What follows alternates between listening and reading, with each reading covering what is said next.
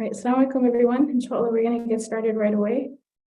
It's nice to be with everyone right after Ramadan, and we haven't seen everyone in a long time.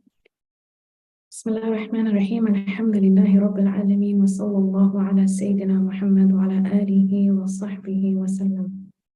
نوينا التعلم والتعليم والتذكر والتذكير والنفع والانتفاع والإفادة والاستفادة والحث على التمسك بكتاب الله وسنة رسوله صلى الله عليه وسلم والدعاء إلى الهدى والدلالة على الخير ابتغاء وجه الله ومرضاته وقربه وثوابه سبحانه وتعالى وصلى الله على سيدنا محمد وعلى آله وصحبه وسلم.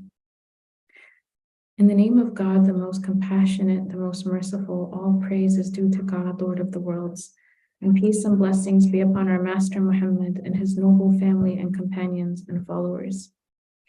We intend to learn and to teach, to remind and be reminded, to benefit and be benefited, to improve and be improved, to encourage holding fast to the book of God and the way of his messenger, to call unto guidance and to direct towards good, hoping for the countenance of God and his pleasure and his proximity and his reward. And peace and blessings be upon our Master Muhammad and his noble family, companions, and followers. Ameen. So alhamdulillah, it's nice to be with everyone after Ramadan. I hope everyone had a beautiful Eid and a beautiful last 10 nights. And it's nice to be back here after the Gambia. And inshallah, we'll do the tafsir presentation first. We'll pray. And I think if we have some time afterwards, I'm going to tell you guys about the Gambia. But that will not be on YouTube. So, so that'll just be for the people who are here, inshallah.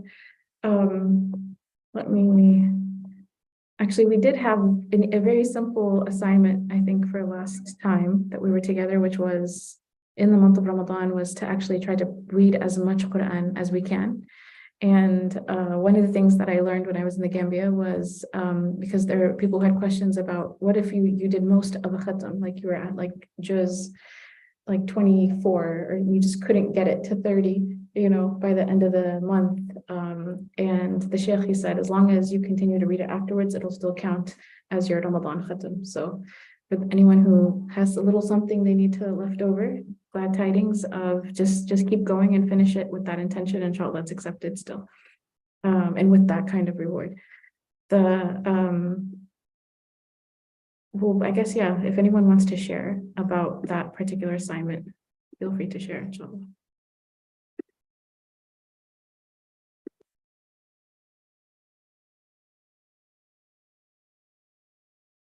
Yeah. I think during Ramadan, the few brothers got together and we all just kind of were making sure we had accountability, keeping our goals. Like we all kept our goals. We remember when your previous classes were talking about not open, like voicing your goals, but just we all told each other we have set goals and just reminding, asking questions, are you still keeping up? Yeah. I think that was the best thing. And it got to the point that like after Ramadan, you get back to a different schedule, and you kind of miss how much time you spent with it month. And it's like a different experience from the first Ramadan where like a lot of us came out and it's like, and it's just holding this off in my hand and like having that plan. I think that was probably one of those, yeah, that's very true. I'm really glad you guys did that setup, and I'm really glad that you guys did it in such a way where it's mastur, like no one really knows, because of that, it makes it a much more personal experience too. Any other thoughts or reflections? So inshallah, we're going to get started with the surah. We're starting a new surah today, Surah Al Munafiqun, which is think about Ramadan, all the good feelings you have in Ramadan, and then you get Surah Al Munafiqun, story of the hypocrites, where it literally means the hypocrites, and it's a heavy topic. I'm doing some personal studies right now about Islamic history, and a lot of what is being mentioned here is relevant to Islamic history in terms of betrayals and treason and things like that, like post the time of the Prophet Muhammad ﷺ.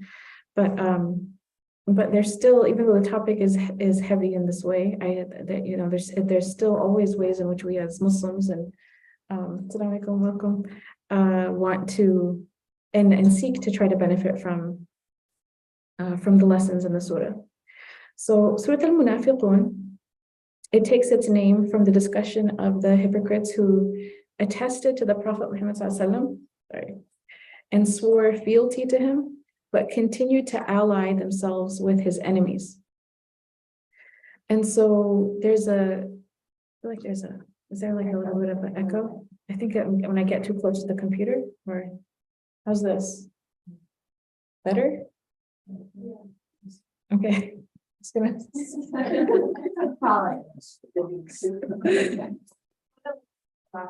Oh, yeah, that makes more sense.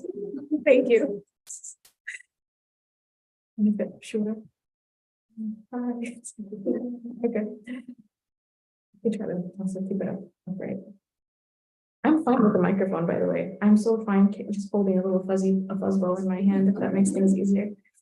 But so what's interesting is that this surah, even though its topic is very different than the surah before. So Surah Al Jumu'ah, we took what it's about, but both surahs actually end with a very similar message. Even though this surah it's named after the discussion of the people who were actually hypocrites at the time of the Prophet Muhammad Sallallahu.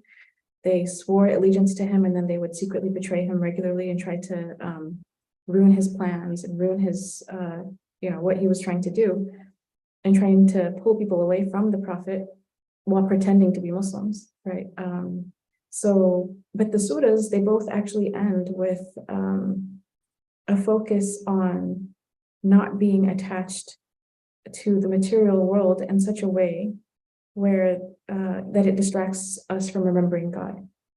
So in this surah, as well as Surah Al Munafiqun, really there's this point that it really ends with, which is to enjoin for believers not to allow the responsibilities and desires of this world to distract us from remembering God. I was trying to sit with that for a while. Like Surah Al Jumu'ah talks about Jumu'ah, congregation, don't leave, the Prophet ﷺ was giving khutbah and people left. And, you can go out after the khutbah and seek the bounty of God. And then, there's the exhortation to not allow this world to take us away from his remembrance. And then this surah kind of does the same thing. So without even going into the tafsir, what's the connection that comes to your mind when you think about why in this surah? What's the connection between the address at the end of the surah is not to hypocrites, it's to Muslims, it's to believers. To not let this world distract us from the remembrance of God. What connection do you see?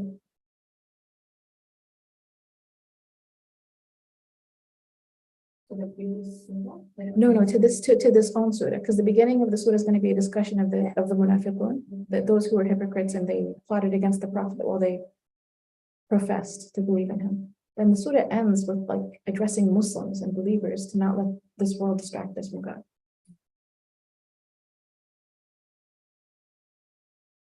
Is it because it's exhausting to be around hypocrites?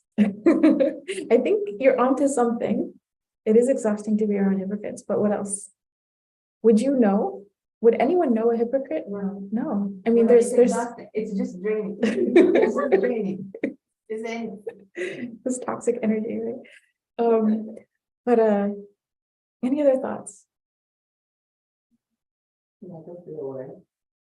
make us be aware, hypocrites, when they are plotting against the religion, right? These are people who they believe, they know, and they're like, I still want to make this project fail, this person fail, whatever it is. They usually, they can't do it by themselves. They have to get good people with them, right? So how do you get good people with you? You lie to them, you make things sound a certain way. What happens if those good people are people whose attachment to the next life is stronger, the remembrance of God is present? It's a lot harder to deceive someone whose heart is really centered with God and to pull them into something that could be a plot, right? Their heart's not with that, I don't want to be around backbiting. I don't want to be around complaining. I don't want to be around this kind of stuff. And so they can, as soon as they sense the beginnings of something that sounds like and smells like fitna, right? They're like, no, I'm not coming close to that, you know? And so, so there's like, and in some ways, the more that we are ourselves centered and in our relationship with Allah, and it, you know, the heart has its focus, it's going to be a lot harder for the wrong message to pull someone the wrong way, right? And there's a statement in Arabic, I don't know if I've talked about it here, but there's like when they talk about how these plots are done, they usually say, "Kalimatul haqq urida biha al-batil." A person will say a true statement, but what they intend by saying something true is like a false objective, right? So their objective is false. They may say something that's right, but underneath that right thing is a false objective. And that's how shaitan is. That's how his waswas is. Like he will come, and this is how we have extremism, right? People who are overly strict and make the religion something it's like unbearable, because they hear a waswas that's like, well, if you do this and if you do this, and it sounds right, but what's wanted from underneath that is actually very false. It's not the religion itself, and it actually and it's in both extremes, right? And whether it's like the right or the left or whatever it is, but in fitna as well, it'll be like a valid complaint. It'll be like a valid observation, but the analysis will be like something that takes people off the deep end. And I remember I sat with like an ex-Muslim once, and when I was a chaplain at USC, there's someone who left Islam because he was surrounded with ex-Muslims. And then he brought up what their objections were to Islam. And I was like, do you realize like everything you're bringing up is a behavioral issue with Muslims, and it's not the religion? You know, like this person who did this was bad and it was wrong and they shouldn't have done that, but that's not what Islam says, you know, or and it was like one by one, but there was a lot of obviously pain involved in that story, but just to you know, an observation can be correct, but it cannot, but that correct observation can be used to misuse, right, and to create a problem. And I think there's I don't want to get the hadith wrong, but essentially there's a tradition of the Prophet Muhammad that fitna is sleeping, like community drama. It's asleep, and the curse of God is on the one who pulls it out, right? And what does that mean? It's the one who pulls it out is not necessarily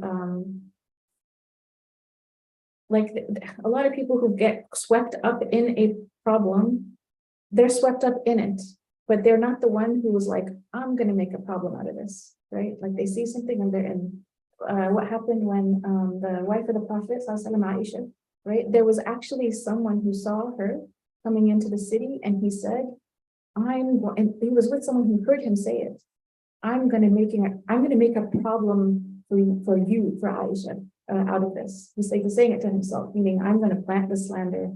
It's a whole plan. It's not the person who's plotting and planning is maybe one or two people, but other good innocent people can get swept up, right, and fitna. So I just think it's interesting that whether it's like we're talking about worship in Surah Al-Jumu'ah, or we're talking about nifaq, like people who are plotting and planning against the Prophet Muhammad, the way that we're spiritually sort of oriented as Muslims in the surah is, at the end of the surah, is to not allow the responsibilities and desires of this world to distract us from remembering God.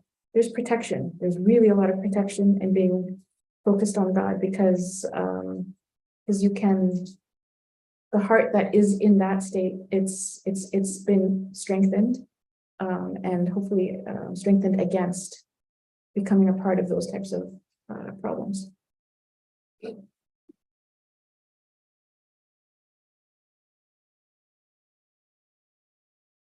I'll do a slight detour. So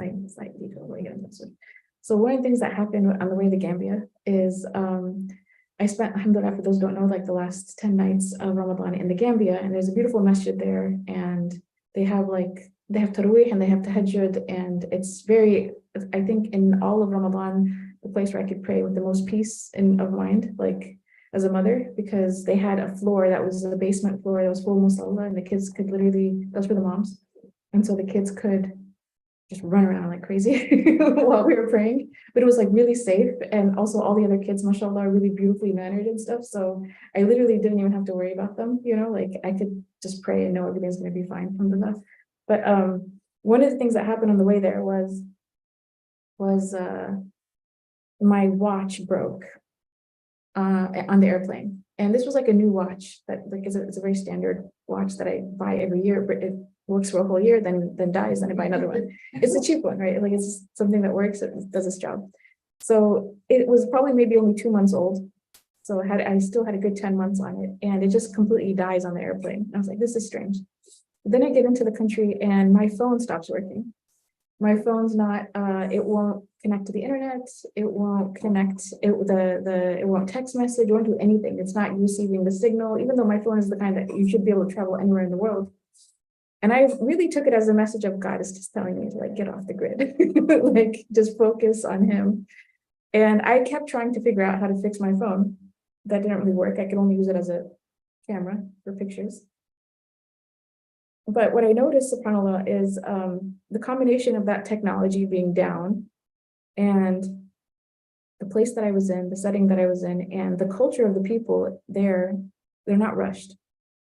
Everything is really calm. People are, every culture has a different sort of like cultural ethic. And if I could say there's something about the Gambians is that they're extraordinarily calm people, but it's like a pleasant calm. It's not like a brooding, Middle Eastern calm. Sorry. You guys know what I'm talking about. But it's a very pleasant, happy calm. Like when you start talking to someone, they're calm, and then their face will break out into smile. Doesn't matter anyone you're talking to. So this is, and you sort of get into the tempo of the people around you.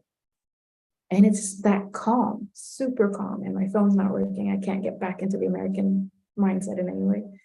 And how easy it was to remember Allah when the outward setting environment is like that, and your distractions and your devices are not working.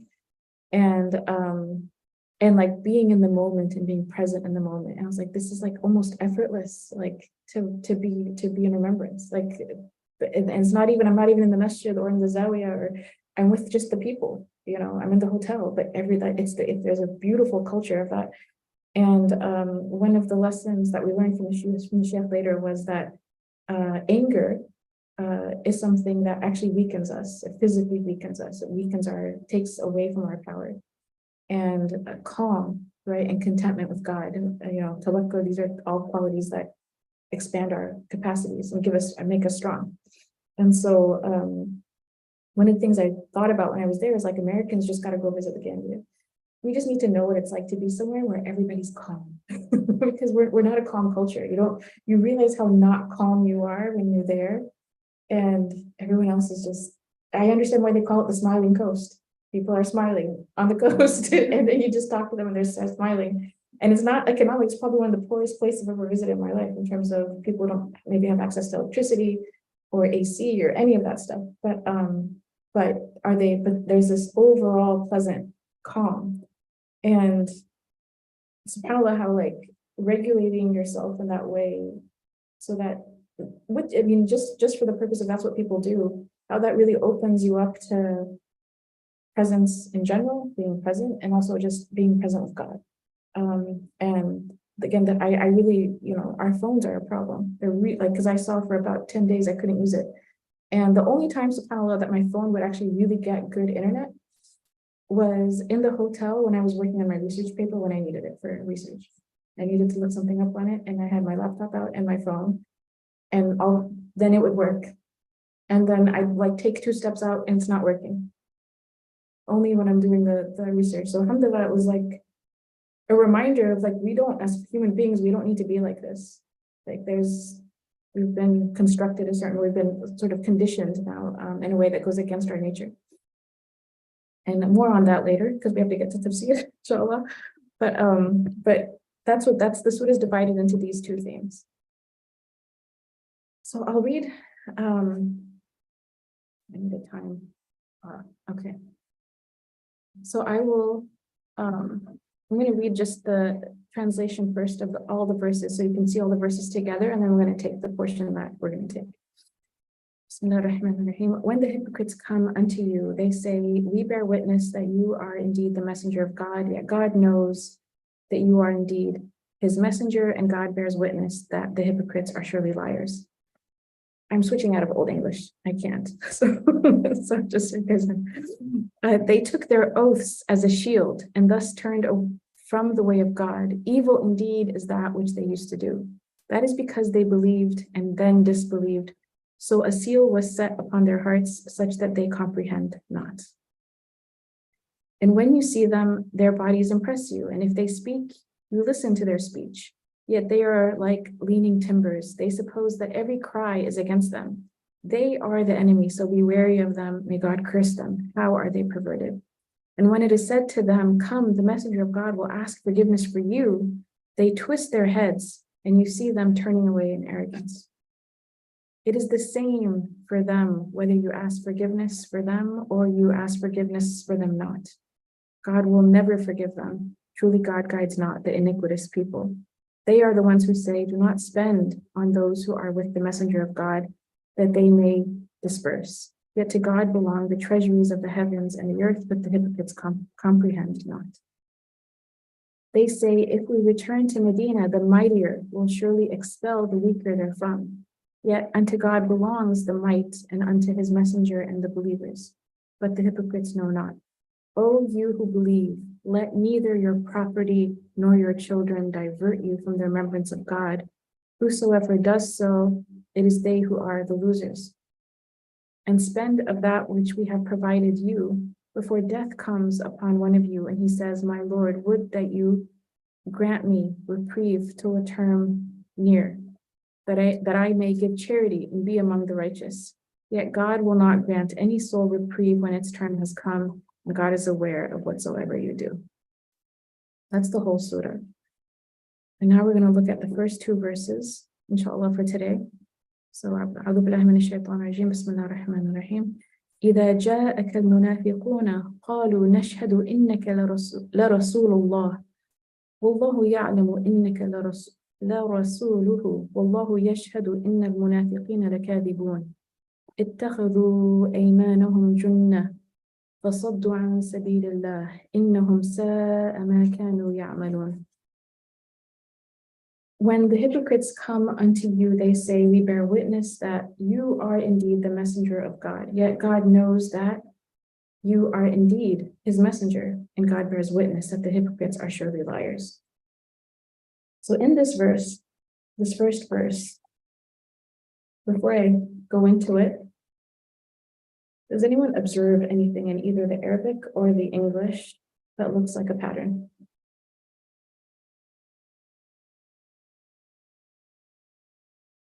Or even a single word that is being repeated. In Arabic, it's repeated as the same word. In English, they changed the translation the third time it's used.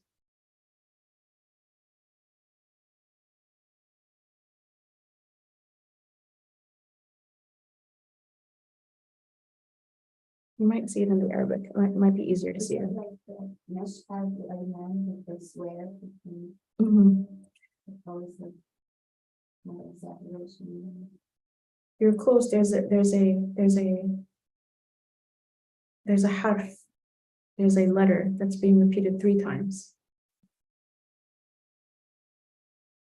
The lam, yeah. Okay, so this lam, the first time the lam is being repeated, and I'll put my arrow there. So إذا جاءك المنافقون قالوا نشهد إنك لرسول الله. So this lam that's right before Rasulullah, this is the munafiqun. They're coming to you, bearing witness that indeed you are the messenger of God. Okay, and then it's followed by Wallahu ya'lamu innaka la rasuluhu. So the Allah repeats the lam too. That and Allah knows that you indeed are the messenger of God, and then Allah bears witness that truly the hypocrites, they are indeed the liars. So this lam is repeated 3 times, and it's repeated in such a way, you could say it's almost like poetically repeated in the sense of they are, in order to prove their sincerity, that we're with you, they use this lam, right? To say like, truly you are the messenger of God. That's what they're saying. And then Allah subhanahu wa ta'ala doesn't say that he bears witness. He says he knows. Yeah, it's a much better, it's a much stronger testimony about who the Prophet Muhammad ﷺ is. And Allah subhanahu wa ta'ala again says, indeed, Allah knows that you are indeed the messenger of God. And God bears witness that the hypocrites are indeed the liars. So this uslub, or this style, is used to tawbih. It's almost like in mockery of what the munafiqun came to do. They're professing something with their tongues that they don't believe in their hearts.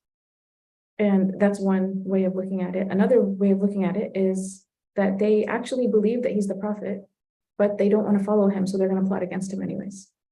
And so what they say to prove their innocence, it's true, that statement is true, but they're still liars, because when they're saying it, they're not saying it out of support for the Prophet Muhammad ﷺ, they're saying it to be able to plot against him. So this verse, along with the 7th verse and the 2nd verse and the 8th verse, is reportedly revealed regarding a specific companion, or not companion, person, Abdullah ibn Ubay, who was a known leader of the hypocrites in Medina, and who said, while on an expedition with the Prophet Muhammad ﷺ, so the companions are out on an expedition, he's amongst the companions, and he tells other believers, do not spend on those who are with God's messenger, that they may disperse and go away. Okay, don't spend on them, because if you don't spend on them, then they won't have what they need, and then they'll leave the army. And if we return to Medina, surely the mightier will expel the weaker therefrom. So essentially, it's like, don't support this army right now. Don't help them. Don't spend on them. And if we go to Medina, the stronger ones, whoever's stronger is going to win. Essentially, he's the person who's saying, don't help because we're going to lose. Right? Don't waste your time on this because it's a losing battle. It's better if you just go and then basically take care of yourself, take care of your own. He's whispering things to others so that they can be less in their support of the Prophet Muhammad ﷺ. So what's interesting is Abdullah ibn Ubay's nephew overhears his uncle saying this. And he goes straight to the Prophet, Zayd ibn Arqam, and he goes and he tells the Prophet Muhammad, this is what Abdullah ibn Ubay said to other people around him, and they were agreeing with him, or to his companions.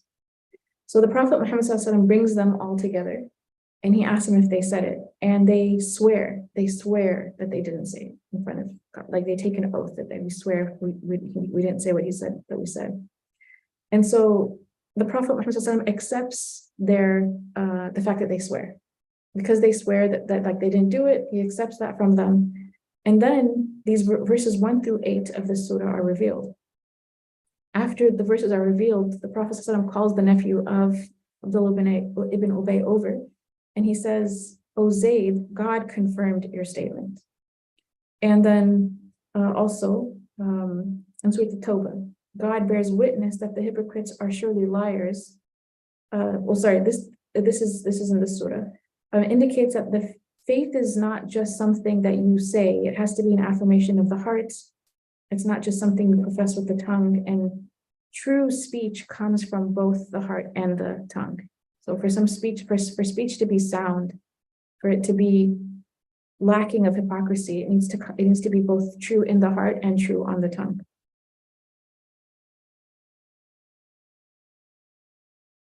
I'm just checking time. I have 5 minutes, really. Okay, let's see how we do. There's lessons from this. One of them is that the Prophet Muhammad ﷺ, until he had inspiration from God to let him know that the hypocrites were hypocrites, he accepted the outward swearing of what the hypocrites said. Even, he's the Prophet Muhammad ﷺ, I can imagine, if people who don't have really great manners, because that's usually the indication, are, it's easy to be suspicious of them. Okay, if someone's rude and mean and they think they're better than other people, Abdullah ibn Ubay was known as someone who belittled others and was condescending. He thought he was better because he was from a noble background and all of that. So wouldn't it have been easier just to believe a report and let it go, because there's no evidence? It's a he said not she said, but he said sort of thing. And but he accepts it. He accepts the outside. He judges by what's apparent on the outside. He doesn't judge what's inside the heart until Allah revealed to him what actually was going on. And so that's also a sign for us that sometimes we have our suspicions, but if something comes, you can only judge by what's apparent. If it's usually like by what's apparent, there's a lot, but in some cases there's not. There's nothing, there's no evidence there. And so even in the law, we have to judge by what's apparent. Imam al-Qushayri, he mentions about this verse that this tartib, the way this ayah is ordered, shows that their lie is not in what they said about the Prophet Muhammad ﷺ, but in their claim to be sincere and to be true and to be loyal to him.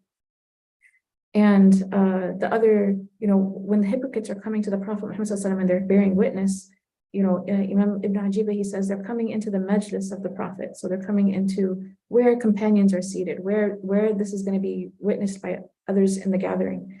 And another sort of hikmah from the ordering of this particular verse is that if you look at the verse and it says, when the hypocrites come unto thee, they say, we bear witness that thou art indeed the messenger of God.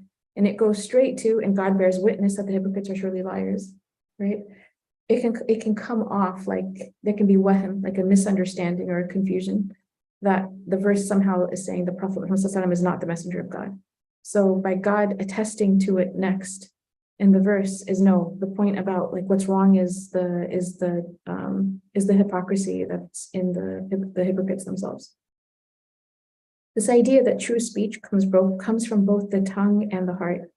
There's a story in Shaykh Walid had told us about where Shaykh Abdul Qadir Jilani's son, I think, wanted to lead a dua. Okay. And so he lets him. And he leads this dua, and it's very long and it's very beautiful, and it's very like, and people are just saying Ameen, and there's no, I shouldn't say there's like, it doesn't look like there's any kind of visible impact. And then Shaykh Abdul Qadir calls for someone else to come and lead a dua. So his son does something that's like very sing-songy, and there's a lot of, it's a beautiful performance. Okay, it's a beautiful performance, but it's just a normal response to it.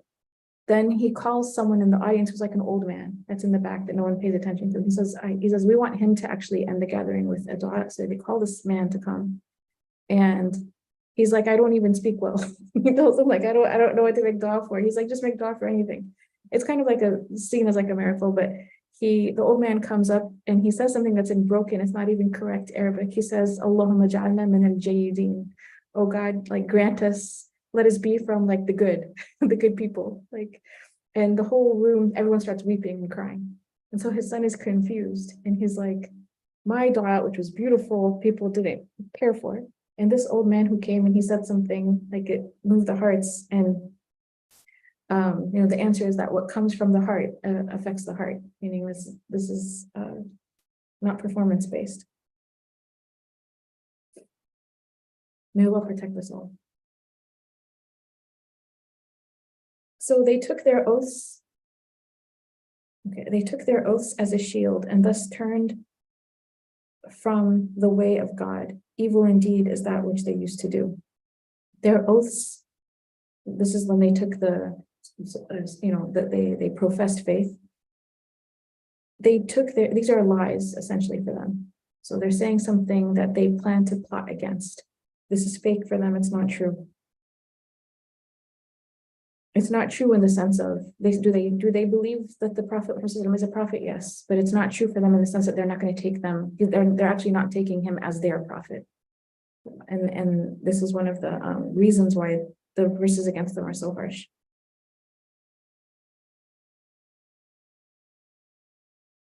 In swearing that they had not said what Zayd reported to the Prophet, Abdullah bin Ubay and his companions, they took oaths, and they took these oaths to shield and protect them and their possessions and their lives. Because if they were to say, yes, we said that, that's open treason, especially on the battlefield, especially on the way to a battle.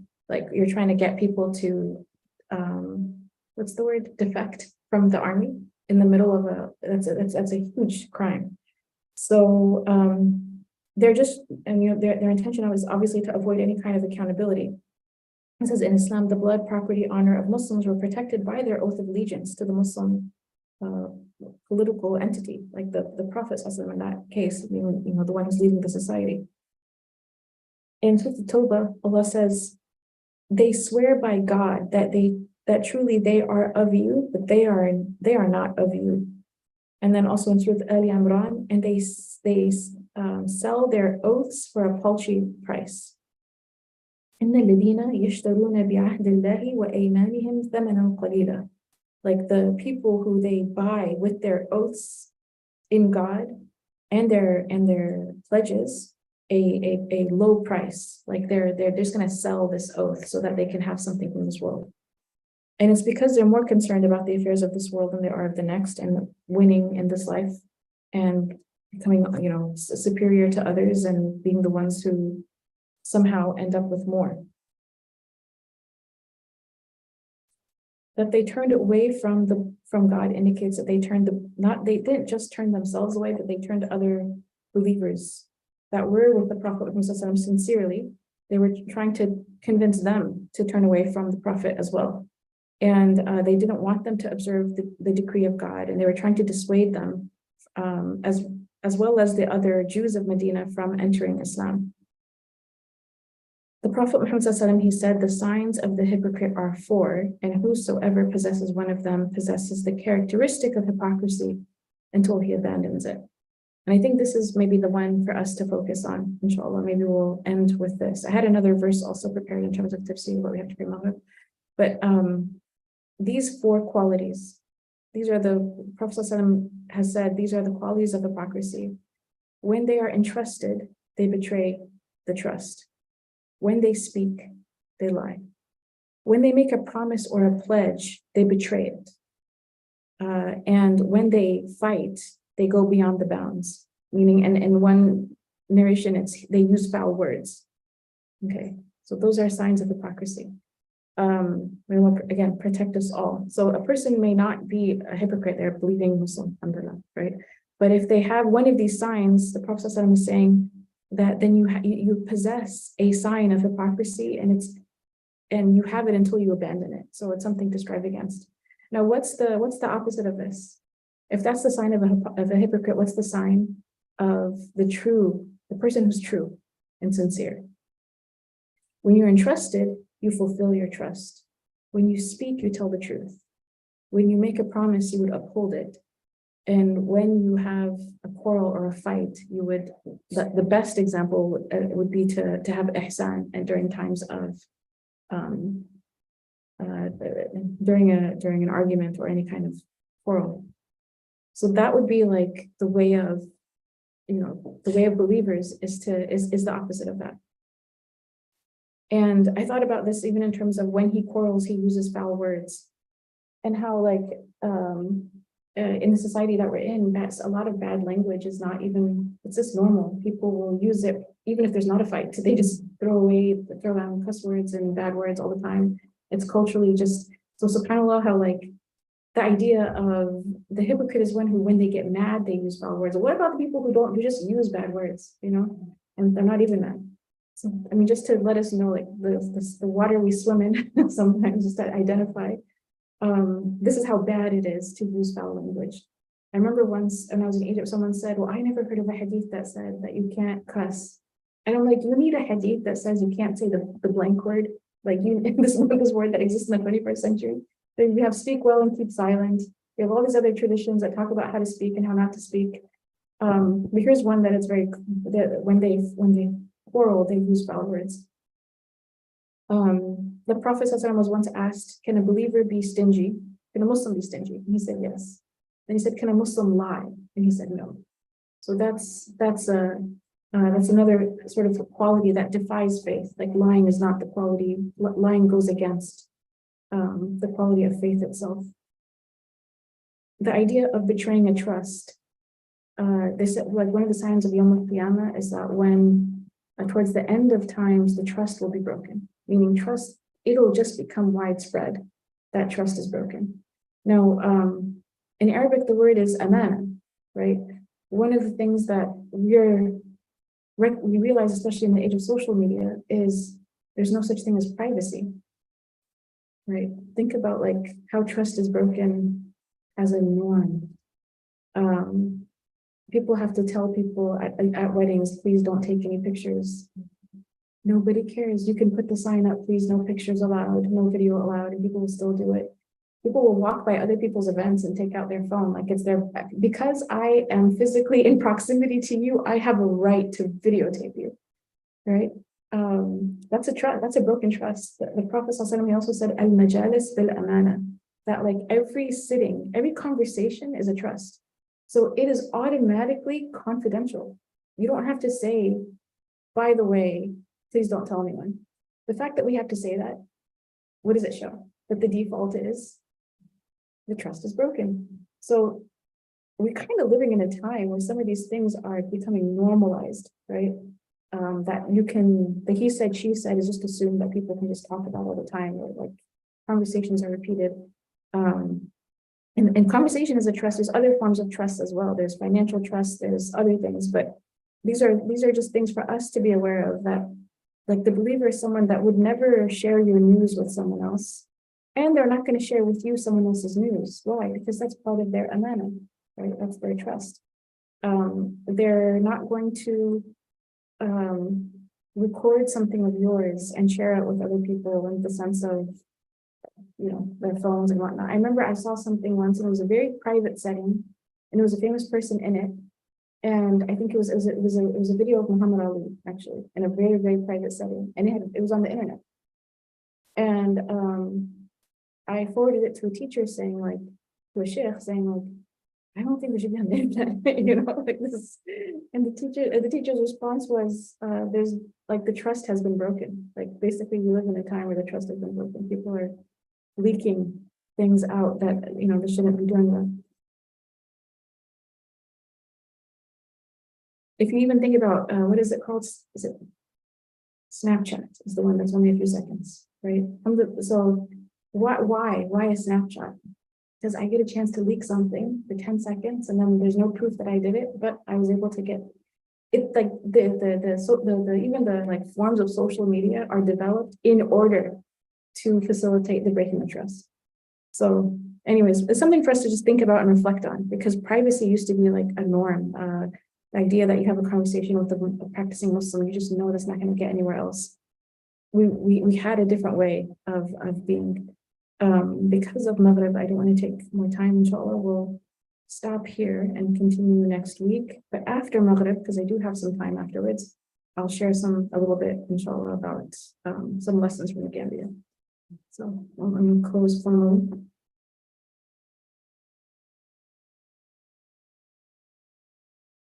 Bismillah ar-Rahman ar-Rahim. Wa sallallahu ala Sayyidina Muhammad wa ala alihi wa sahbihi wa sallam. اللهم وفقنا لما تحبه وترضى واجعلنا من عبيدك سعداء وأمتنا على كلمة الهدى علمنا ما ينفعنا ووفقنا للعمل بما علمتنا به واجعل ما نحن فيه خالصا مخلصا لوجهك الكريم آمين يا رب العالمين. اللهم اجعل تجمعنا هذا تجمعا مرحوما وتفرقنا بعده تفرقا معصوما لا شقيا منا ولا محروما. وصلى الله على سيدنا محمد وعلى آله وصحبه وسلم.